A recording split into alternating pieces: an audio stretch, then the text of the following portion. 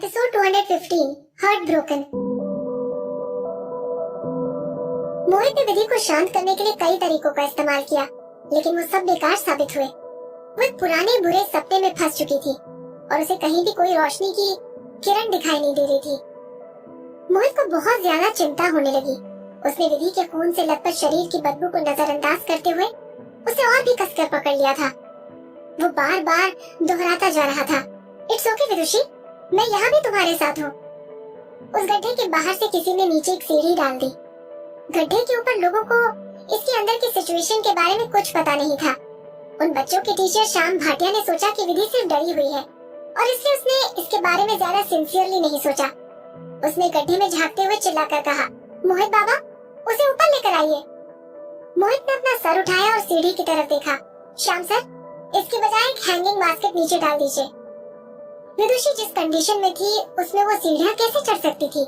हल्की रोशनी में उसकी बाहों में जो लड़की थी वो आंसू और खून से लथपथ थी। वो दिखने में एक ऐसे राक्षस की तरह लग रही थी जो अभी अभी नरक से निकलकर बाहर आया हो। उसने इससे पहले विदुषी को इस तरह कभी नहीं देखा था। उसे इस तरह से देखकर उसके दिल को इतना गहरा शौक लगा था कि उसके लिए सांस लेना तक मुश्किल हो गया था। उसने अपनी कमीज की आस्तीन से विदुषी के चेहरे से खून के दागों को मिटाने की कोशिश भी की, लेकिन वो उनमें से कोई भी दाग नहीं मिटा पाया। श्याम नाराज हो गया। क्या ट्रैप में फंसी लड़की इतनी कमजोर थी कि वो सीढ़ी तक नहीं चढ़ सकती थी? जो लोग उस ट्रैप को घेर कर खड़े थे उनमें भाटिया फैमिली के कुछ बड़े बुजुर्ग और बच्चे भी थे। उस समय उनके सभी के चेहरे पर विधि के लिए नफरत का एक्सप्रेशन दिखाई दे रहा था। उन्हें तो ये भी नहीं पता था कि उस लड़की के पास सचमुच में ताकत नहीं थी या फिर वो मोहित के सामने कमजोर होने का नाटक कर रही थी। यहाँ तक कि सड़क पर चलने वाले ऑर्डिनरी लोग भी इस बात को समझ नहीं पा रहे थे कि ऐसी क्या वजह थी कि वो सीढ़ी पर भी नहीं चढ़ सकती थी। उसके कमजोर होने की एक्टिंग करने का मकसद क्या हो सकता था? भाटिया फैमिली ट्रॉयड में शामिल थी और वो तो वैसे भी एक बहुत बड़ा वायलेंट घराना था। वो लोग इस तरह की नाजुक लड़कियों को जो हवा की हल्की से झोंके लेकर आसानी से उड़ सकती थी बिल्कुल पसंद नहीं करते थे। परिवार के कुछ लोग आपस में कानाफूसी करने लगे। वो तो मोहित भाई की गर्लफ्रेंड कहलाने के लायक भी नहीं है। फैमिली के कई लोगों ने इस बात से अग्री होकर अपना सर हिलाया। मोहित घर का सबसे छोटा पोता था। ऐसा हो सकता था कि फ्यूचर में उसे फैमिली बिजनेस विरासत में मिल जाए और उसकी गर्लफ्रेंड, जो बाद में उसकी पत्नी बनेगी, परिवार की अगली मालकिन बन जाए। तो फिर मोहित ऐसी किसी लड़की को कैसे चुन सकता था जिसे एक छोटे से ट्रैप से बाहर आने के लिए हैंगिंग बास्केट की जरूरत पड़े? उस गड्ढे के बाहर ऊपर जो लोग थे वो सीढ़ी डालने के बाद काफी सेटिस्फाइड लग रहे थे और वहाँ आसपास कोई भी हैंगिंग बास्केट नजर नहीं आ रहा था। मोहित को बहुत चिंता हो रही थी। उसने गुस्से से चिल्लाकर कहा, जल्दी करो, अगर आप लोग बास्केट तुरंत नीचे नहीं भेजेंगे तो मेरे बाहर आने पर आप सबको मुझे इस बात के लिए जस्टिफिकेशन देना होगा। बाहर खड़े लोगों ने उसकी आवाज में गुस्से को महसूस कर लिया था और वो लोग बुरी तरह से डर गए थे। क्यों? अगर वो लड़की इतनी कमजोर है तो उसके लिए इतनी भी क्या जल्दी थी? उन लोगों ने पिछले कई सालों से मोहित को इतने गुस्से में नहीं देखा था, लेकिन ये देखते हुए कि वो बहुत ज्यादा गुस्से में था, गड्ढे के ऊपर के लोगों ने हैंगिंग बास्केट लाने में और ज्यादा देर करने की हिम्मत नहीं की। वो लोग अच्छी तरह से जानते थे कि मोहित का गुस्सा कितना खतरनाक था। आमतौर पर भले ही वो एक अच्छे नेचर वाला लड़का लगता था, लेकिन उस साल उसकी क्रूएलिटी और बेरहमी देखकर किसी के भी पैर कांप सकते थे। इससे तो बेहतर था कि वो फैंटम को ही प्रोवोक करते। हैंगिंग बास्केट को तैयार करके जल्दी से नीचे भेज दिया गया। मोहित ने विधि को संभाल कर उठाया और हैंगिंग बास्केट में चढ़ गया। फिर उसने ट्रैप के ऊपर खड़े लोगों को उन्हें बाहर खींचने के लिए आवाज लगाई। जैसे ही वो गड्ढे से बाहर आए, उन्हें देखकर सभी हैरान रह गए। वो लड़की मोहित की बाहों में बुरी तरह से रो रही थी। उसकी पूरी 10 की 10 उंगलियों के नाखून उखड़ गए थे और उनसे खून और मांस दिखाई देने लगा था, जो कि देखने में बहुत भयानक लग रहा था। वो कमजोर होने का नाटक नहीं कर रही थी, वो तो बुरी तरह से डर गई थी। शायद गड्ढे से बाहर निकलने की कोशिश में उसने अपनी उंगलियों को इतनी बुरी तरह से जख्मी कर लिया था। कुछ बच्चों ने एक दूसरे को बड़ी अजीब तरह से देखा। अरे, समर ने धानी की आस्तीन खींचते हुए पूछा, क्या तुमको ऐसा लगता है कि वो अंधेरे से डरती होगी? धानी भी थोड़ी डरी हुई थी। वो सोच रही थी कि उसकी पूरी 10 की 10 उंगलियां जख्मी हो गई हैं। शायद ये बहुत पेनफुल रहा होगा। उसके दिल में कुछ बेचैनी सी थी, लेकिन जब एक बार फिर से धानी ने उसके बारे में सोचा तो वो उससे और भी ज्यादा नफरत करने लगी। अंधेरे से डर लगता है? हमारी भाटिया फैमिली का 3 साल का बच्चा भी अंधेरे से नहीं डरता है। मुझे से कोई फर्क नहीं पड़ता कि वो डरने की एक्टिंग कर रही है या वो सच में इतनी डरी हुई है। फैक्ट तो ये है कि वो बिल्कुल यूजलेस है और मोहित अंकल के साथ रहने के तो बिल्कुल भी काबिल नहीं है। मोहित ने उन दोनों बच्चों के बीच हो रही बातचीत नहीं सुनी। अब मोहित अपना पूरा ध्यान सिर्फ विदुषी पर ही फोकस कर रहा था। तेज धूप के नीचे वो उसको बहुत अच्छी तरह से और ज्यादा साफ साफ देख पा रहा था। उसके दोनों हाथ बुरी तरह से घायल हो गए थे और वो ये सोचने की हिम्मत भी नहीं कर पा रहा था कि अपने अतीत में विधि को कैसा शॉक लगा था और उसने किस तरह का ट्रॉमा एक्सपीरियंस किया होगा। डॉक्टर को बुलाओ। विधि को अपने गोद में उठाकर वो सीधे बूमिंग यार्ड की तरफ तेजी से बढ़ गया। डॉक्टर जल्दी से वहाँ पहुँच गया और विधि को एग्जामिन किया।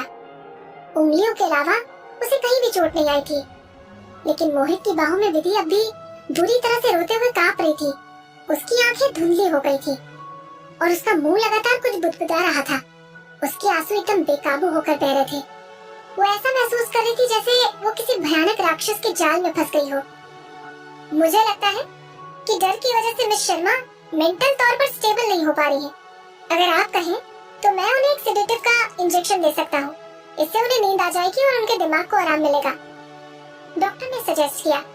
डॉक्टर की बात सुनने के बाद मोहित ने अपनी बाहों में पड़ी धीरे धीरे बुदबुदाती हुई लड़की को देखा और नाम में सिर हिलाया। सेडेटिव शॉट के काफी साइड इफेक्ट होते हैं। इम्पल्स में आकर वो उसके शरीर को नुकसान पहुंचाने के बजाय उसके साथ रहकर उसे आराम देने और उसे सच में सेफ महसूस कराने में ज्यादा समय बिताएगा। मोहित ने विधि को अपने गले से लगा लिया और डॉक्टर को उसकी उंगलियों का ट्रीटमेंट करके ड्रेसिंग करने को कहा। इसके बाद उसने डॉक्टर को जाने के लिए कह दिया। बूमिंग यार्ड में अब वो दोनों ही रह गए थे। तभी जैसे ही अंदर आया, उसकी चमकीली नीली आंखों में विधि के लिए चिंता दिखाई दी। मोहित साफ साफ सुन और समझ सकता था कि विधि किस बारे में बड़बड़ा रही थी। वो कह रही थी, रुक जाओ, मुझे जाने दो। खून, इतना सारा खून। विधि अभी भी खून से पूरी तरह लथपथ थी। उसकी ओरिजिनली नीले रंग की ड्रेस पूरी तरह से लाल हो चुकी थी। मोहित को बहुत दुख हो रहा था। वो विधि को बाथरूम में ले गया और उसे नहाने के लिए एक बड़े से शावर के नीचे खड़ा कर दिया।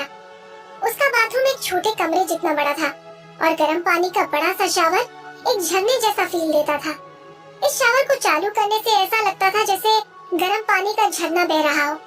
जब भी कोई इसके नीचे नहाने के लिए जाता था तो उन्हें तुरंत काफी आराम मिलता था। जैसे ही पानी की हल्की फुल्की बूंदें विधि के शरीर और कपड़ों से टकराई, शुरू में शावर का साफ पानी खून की तरह लाल होकर बहने लगा। कुछ समय बाद लाल रंग फीका पड़ गया और पानी फिर से पहले जैसा बेरंग हो गया। विधि अब ज्यादा नहीं कांप रही थी और उसके आंसू भी बहना बंद हो गए थे, लेकिन वो अभी भी बड़बड़ा रही थी, खून, खून। मोहित को बहुत बुरा लग रहा था। उसने विधि का चेहरा और हाथ धोने में उसकी मदद की। उसके खून से सने हुए कपड़े को देखते हुए मोहित ने महसूस किया कि सिचुएशन काफी डिफिकल्ट थी। बाथरूम में वो दोनों एक दूसरे के बहुत ज्यादा करीब थे। भीगी हुई विधि एक खूबसूरत और नाजुक फूल की तरह लग रही थी और मोहित उसके शरीर के कर्व्स को फील कर सकता था। विधि के स्वरूप ने मोहित के दिल के तारों को छेड़ दिया और उसके दिल की धड़कनें तेज होने लगी। मोहित ने गहरी सांस लेकर अपने शरीर की गर्मी को दबा दिया और विधि को लेकर झरने के साइड में बैठा दिया। विदुषी, मोहित ने कहा, अब यहाँ कोई खून नहीं है। नहाने के बाद तुम बिल्कुल ठीक हो जाओगी। नाउ बी गुड और यहाँ पर बैठो। मैं तुम्हें नहलाने के लिए किसी को बुलाता हूँ, ठीक है? वो उसके कपड़े खुद से उतारने का रिस्क नहीं लेना चाहता था, क्योंकि उसे डर था कि ऐसे में वो खुद को कंट्रोल नहीं कर पाएगा और कुछ का कुछ कर बैठेगा। गर्म पानी से भरे उस झरने के नीचे वो दोनों एक दूसरे के बगल में थे और मोहित को लग रहा था कि वो अब और बर्दाश्त नहीं कर पाएगा। अगर अब वो वहाँ पर एक और सेकंड के लिए रुका तो वो पागल हो जाएगा। लेकिन विधि ने उसका हाथ कसकर पकड़ लिया और रोते रोते कहा, मत जाइए, मुझे डर लग रहा है। वो कंफ्यूज थी और उसे ये भी नहीं पता था कि उसके सामने जो खड़ा है वो आदमी कौन था। मोहित को देखकर विधि ने सिर्फ ये महसूस किया था कि जब वो ढेर सारे खून और अंधेरे में फंसी हुई थी तब बस वही उसके लिए एक धुंधली सी रोशनी लेकर आया था। वो आदमी काफी वार्म और ब्राइट था, इसलिए विधि खुद को उस पर भरोसा करने से नहीं रोक सकती थी। प्लीज मत जाइए ना, कहकर वो फिर से बेतहाशा रो पड़ी। मोहित ने कुछ और गहरी सांसें ली और अपनी सारी विल पावर का इस्तेमाल करके खुद को शांत किया। और अपने आप को कंट्रोल में रहने के लिए तैयार किया। अगर और कोई समय होता तो वो उसे पानी में ढकेल देता और उसका फायदा उठाता। मोहित उसे अपने आप से दूर ढकेलना चाहता था, लेकिन विधि अपनी आंखों में आंसू लिए उसके सामने रो रो कर विनती कर रही थी, जैसे कि उसका अपना डिटर्मिनेशन कुछ भी नहीं था। वो अब और पीछे नहीं हट सकता था। अब उसे क्या करना चाहिए? मोहित का दिल टूट गया था। बचपन से लेकर आज तक वो कभी भी इस तरह से कंफ्यूज नहीं हुआ था। अगर विदुषी अभी भी कॉन्शियस होती तो ऐसे सिनेरियो में भी वो उसे अपना शरीर देने के लिए कभी तैयार नहीं होती।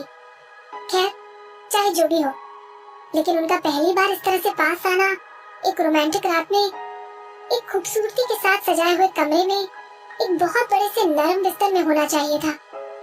अरे रुको, वेट! इस समय वो अपने ख्यालों में क्यों खो गया था?